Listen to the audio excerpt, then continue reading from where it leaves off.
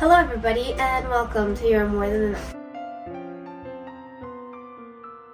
So as I mentioned in my last video, I was gonna probably make the doubting girl topic into different parts. This would be part 2, which in this case we're talking about marriage, which is a part of adulting, and as teenagers we one day have to adult legally at 18, mentally, I don't know, it depends. But it is a part of life. Now there are some lives on both spectrum of those who want to get married and those who do not want to get married.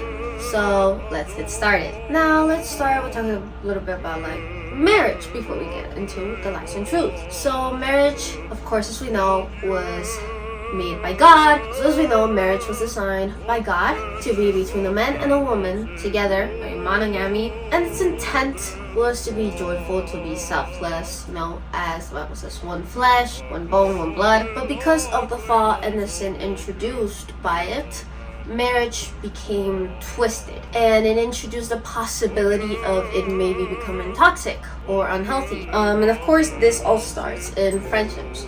Just keep in mind, when you meet somebody, don't just foolishly start dating. Get to know them, really, because while you're friends, there are some things you might see that you don't see in a relationship, and in a relationship, there's some things that you don't see. So don't get into a relationship with the intent of, oh, I love this person. No, it's with the intent of one day getting married. Just remember that. So now that we talked about what marriage was originally supposed to be, I will give you the definition of marriage. Marriage, in English as we know it, means the legally and formally recognized union of two people as partners, husband and wife, in a personal relationship. In Greek, gamos, it's nuptial or marriage and wedding.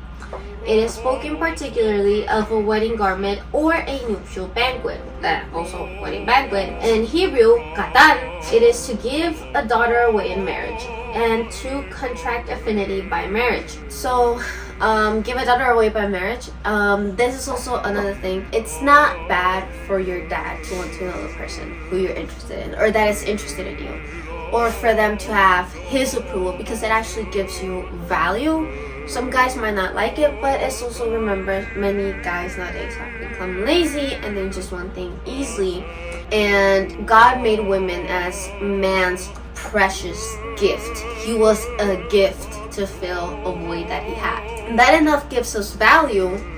So having a father give you away or have his permission adds more value to it, because you're just not a piece of flesh, you're a gift.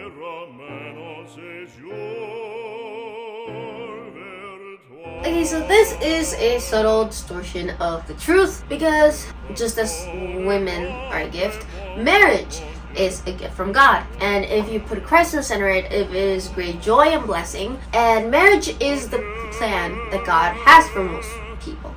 But the suggestion that marriage is the only way that women can be happy and fulfilled is dangerous and can lead to unhealthy relationship and unhealthy chain of events. Why? Because a woman who gets married for this reason ends up being set for disappointment or marrying the wrong guy, which is something that I do want to talk about later on in the videos, but we'll get to that when we get to it. So though marriage was what women were created for, and the desire to be married is a godly desire, there's nothing wrong with wanting to get married, but if you don't center this desire in Christ, then it will only bring you pain, because you're setting importance and you're depending on a human being, on a man who can fail you because he is sinful, instead of setting your expectations on God first. So believing that your happiness will come solely from marriage,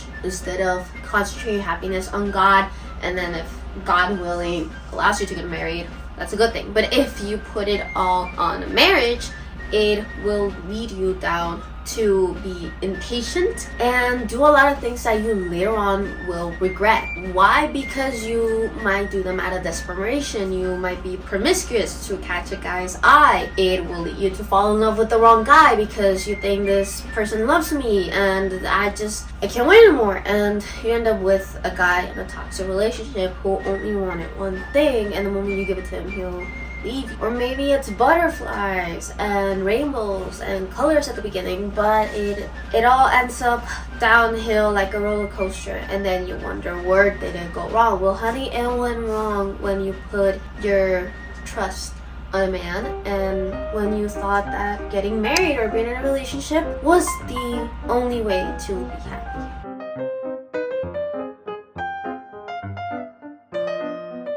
So, as I said, it is foolish, so you're being a fool if you set your expectations on others and hope that they meet those expectations and that they satisfy you. Jeremiah 17:5-8 says, "Thus says the Lord, cursed is the man who trusts in man and makes flesh his strength, whose heart departs from the Lord, for he shall be like a shrub in the desert, and shall not see when good comes, but shall inhabit the parched places in the wilderness, in a salt land which is not inhabited. Blessed is the man who trusts in the Lord, and whose hope is in the Lord, for he shall be like a tree planted by the waters, which spreads out its roots by the river, and will not fear when the heat comes. But its leaf will be green, and will not be anxious in the year of drought, nor will cease from yielding fruit. The heart is deceitful above all things, and desperately wicked. Who can know it?" Now, this doesn't mean you shouldn't get married because I'm gonna get disappointed. Honey, we are bound to get disappointed and to have sorrows and to suffer.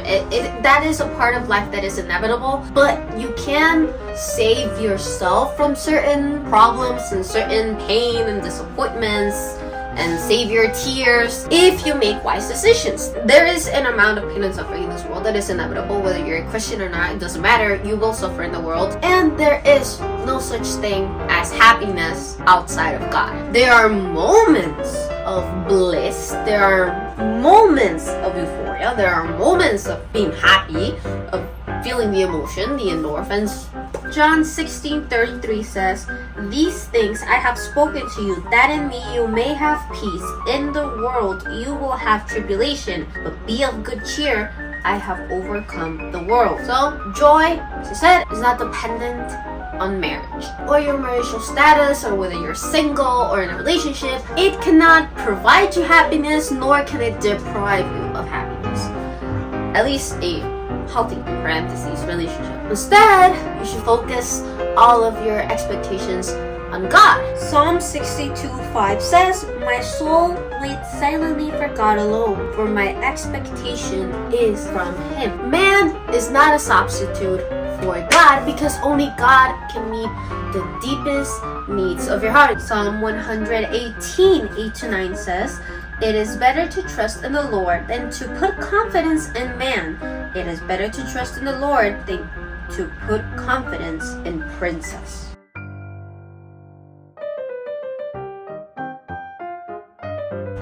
How many times women have fallen for this? Even teenagers, everyone, including myself. So women, we are fixers. What do I mean by this? We have this instinct to change things. It seems almost irresistible to not attempt to do this. But this mindset that it's our job and our responsibility to fix others because, oh, they can be better. Oh, it's just for their own good. Oh, I know if he just changes, we'll be fine. Love can change anybody. Blah, blah, blah, blah, blah, blah, blah, blah. This will lead to disappointment, as I previously mentioned. Now, what does this type of mindset lead you? It leads you to behave like you're a guy's mom. You're not his mom. Yes, you're not. You're not his mom. Okay? There's a difference between a partner, a girlfriend, a wife, and mom. You're not his mom. This is unhealthy and it is toxic. A woman is supposed to be the perfect helper, not a caretaker, not the mom. You're not supposed to fix him. It is not your job. If he doesn't change, even after you've asked him to change, if you pray to God and God has said no, if he just gets worse, just leave the relationship. As much as it may hurt you, in the moment, it will get better. Just leave the guy, okay? If he's not Christian and you're a Christian, no. Eventually, he turns to Christianity. Fine, but there has to be a change. God has to change him. You cannot change him. If you focus on fixing him and changing him, it will lead you to be frustrated. It will lead you to be angry, to be bitter. You'll be more bitter than when you were single. You will resent the guy. you will resent him instead of loving him. You will hate the fact that you love him. You will love him because you're sticking there for some reason. You're in love with the idea of who he could be, of who you want him to be, instead of who he actually is. Because you know that if you saw who he actually is, you would not love him. Yet you love him because you hold on to that futile grain of hope that he'll be that. And you can't have that. It won't happen. You're just being hopeless. It's not even being a hopeless romantic, like, oh, it's not even being that. It's just being foolish. It is just plain stupidity. I've been there. Don't be there. Now, can I tell you this? Because Proverbs 21:9 says it, and I will read it to you. Better to dwell in a corner of a housetop than in a house shared with a contentious woman. Basically, it's better to be in an apartment alone, or in a little room, than to live with a nagging woman. Why contentious and nagging woman? Because the fact that you're always are trying to change them, it will frustrate you, it will exhaust you.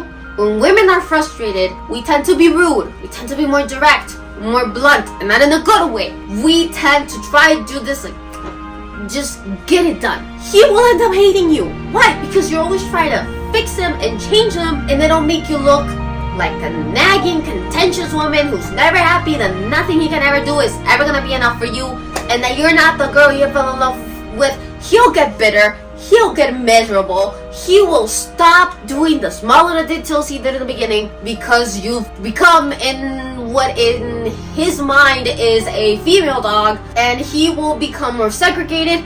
He might cheat on you. If he doesn't cheat on you, he will bury himself in work, in video games, and friends, and going out. He will try to avoid you. Why? Because a part of him still loves you, but he will hate loving you. And this is gonna make you hate him and resent him more. It's just gonna be a vicious circle, all because you thought he could be this man who you wanted him to be. Change is a two-way street. You want him to change, you have to change. He wants you to change, then he has to change. But if you know that he's not gonna change, and the only way he might snap out of it if you leave him, or if God tells you to leave him, or it's just plainly gone. It's not worth it anymore. Leave. You're not gonna be able to change him. But there is one person who can change the heart of man. Now, this is not for you to go around and being like, I can't change him if I just pray hard enough, if I just take him to church enough. It's not about what you do. What you do won't change him. It won't matter, okay? It's not because you do something. No. Only this person, if they want to, can change a guy.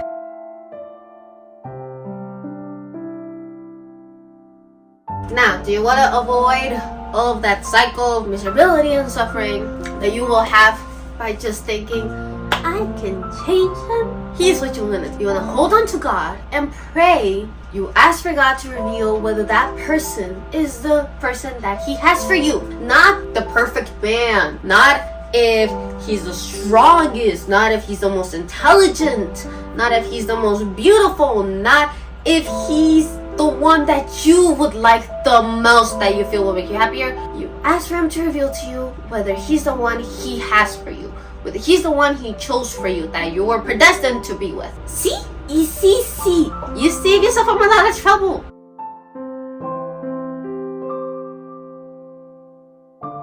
So I'm going to quote something for you. A wife is to submit herself graciously to the headship of her husband, just as the church willingly submits to the headship of Christ. But not so long ago, this wasn't infuriating or an offensive way of thinking. But now, try to go into the street, try to go to a women's march, just go somewhere where there's a lot of women and say this. You'll get them, you'll see what happens. If you're willing enough to put your life on the line, do it. And you'll realize that no matter how you explain it, how you word it, or how magical and fairy tale perfect world you try to make it sound, you will get a lot of smack about it. They will find it distasteful, repugnant, that you are in favor or that you're promoting or in support of a woman being in bondage of slavery or being abused. This problem goes all the way to the Garden of Eden, just like everything does. Submission is an issue Eve faced. How? What do you mean? She was convinced that if she submitted to God, she would be miserable and be less. How do I know this? Because the serpent tempted her. she would be like God, knowing good and evil. She thought that if she didn't have that fruit, she would be less than him. She would be worthless. She would be miserable under the submission and headship of God and her husband. You see where I'm going at? And because of that, at the core of human nature, we have a problem with authority, especially women. Thank you, feminist movement of the 60s. Actually not submitting yourself makes you miserable. Yes, sure, we don't need a man. We need God. You can want marriage. You can want a man. And when God decides to give it to you, he will. But it's not bad to want to be a housewife. And it's not bad to want a career either. It's not bad to want this. I think this is when the focus is off of God. For you to understand what exactly is submission, I'm going to give you the definition of it. Submission is the action or fact of accepting or yielding to a superior force or the will of authority of another person. The condition of being submissive, humble, or compliant.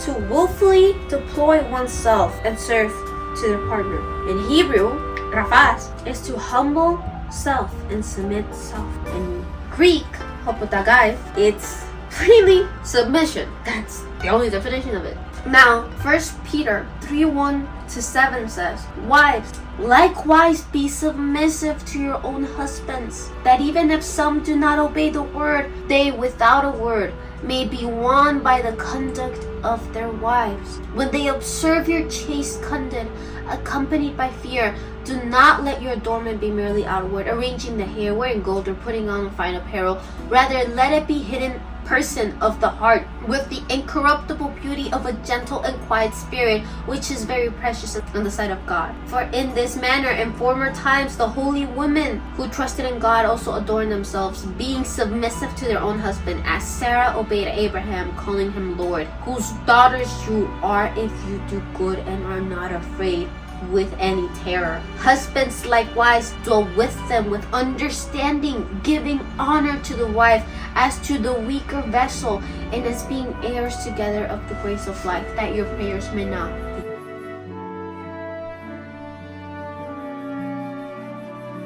If you analyze marriage the way it's supposed to be, with its submission and headship and all that stuff, it actually reflects the relationship between Christ and the church. How so? Well, when a man makes a decision to make her his wife, to initiate or maybe initiate a relationship, he is to love and sacrifice himself to her, just as Christ loved and sacrificed himself for the church. And if you know how Christ sacrificed himself for us, yeah. Now, when a woman accepts a man's love and accepts being in a relationship with him, or marries him, he is to respect, revere, and submit to him, just like the church is supposed to respect, revere, and submit to Christ. Ephesians 5:22-29 says, "Wives, submit to your own husbands as to the Lord, for the husband is the head of the wife, as also Christ is the head of the church, and he is the Savior of the body. Therefore, just as the church is subject to Christ, so let wives be to their own husbands in everything. Husbands, love your wives, just as Christ also loved the church and gave himself for her, that he might sanctify and cleanse her with the washing of water by the word, that he might present her to himself a glorious church, not having spot or wrinkle or any such thing, but that she should be holy and without blemish. So husbands ought to love their own wives as their own bodies. He who loves his wife loves himself, for no one ever hated his own flesh, but nourishes and cherishes it, just as the Lord does the church." So if you really look at it, the Bible is actually asking more out of the man than of the woman. The Bible was just asking the woman, submit, just like Christ did, respect him, revere him. But he's actually demanding more out of the man than of the woman. So when you look at the odds, do you really want to be, a nagging woman and not submit? Or would you take the deal? Because submitting versus doing all the stuff a guy's gonna do, I would take this. Now, submission is about willingness. And if you are willing to submit to God, then you're willing to submit to all type of authority, as long as it doesn't go against God or against what the Bible tells us. And this relationship of authorship, submit God, you submit to authority, starts with parents, especially with women. It starts with our father. So you might say, well, I had a bad relationship with my father. I actually have a video about that, and I will put it in the end card of this video so that you can just click on it. Now, I think I got a little overwhelmed and got a little bit too into it, but that's fine. As I said, this is part 2. I am not sure if there will be part 3. Maybe yes, maybe no. I'll see. If there is a part 3, you'll know, and if there isn't a part 3, you'll also know, because there won't be no part 3 if there isn't. So I hope all of you enjoyed this video. If you want to subscribe to the channel to see more content I might be uploading, then you can do that. If you don't want to, just don't. Or if you don't enjoy my content or anything, you can just subscribe, like or dislike. It's up to you. Simply don't. Comment if you have any questions, any requests, anything you want to say to me. Go ahead and do so. And share to whoever you would like to share, or to whoever you think might need this. God and God bless, and thank you for watching, and see you next time. Bye.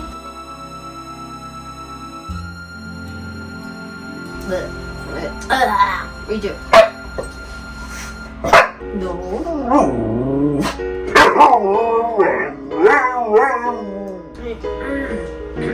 Evitar. How do you say it? ¿Cómo se dice evitar en inglés? I'm forgetting English. So sabiendo cómo hablar en inglés. Hey, mama. Come on.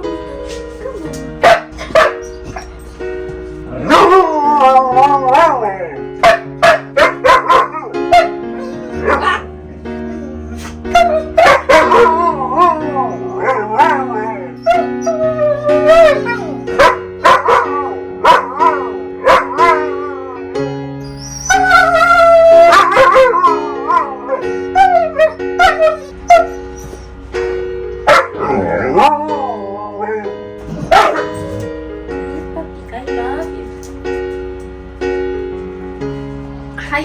Oh my god. Yes, I love you. Yes, I love you. I love you, puppy. But you slobber. I love you, but you slobber. Okay. Oh. Okay.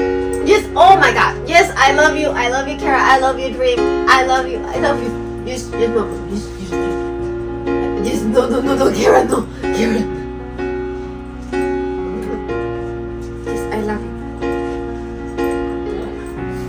Yes, I love you. I love you. I love you. I love you. But no,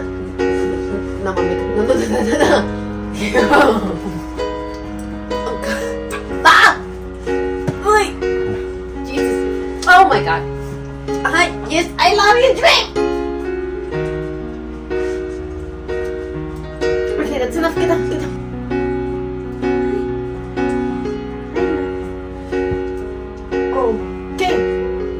I love you, but I love you. Yes, Mama. I love you.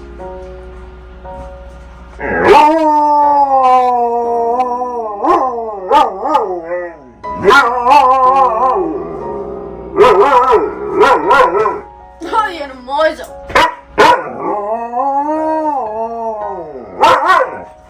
Can I continue filming? May I?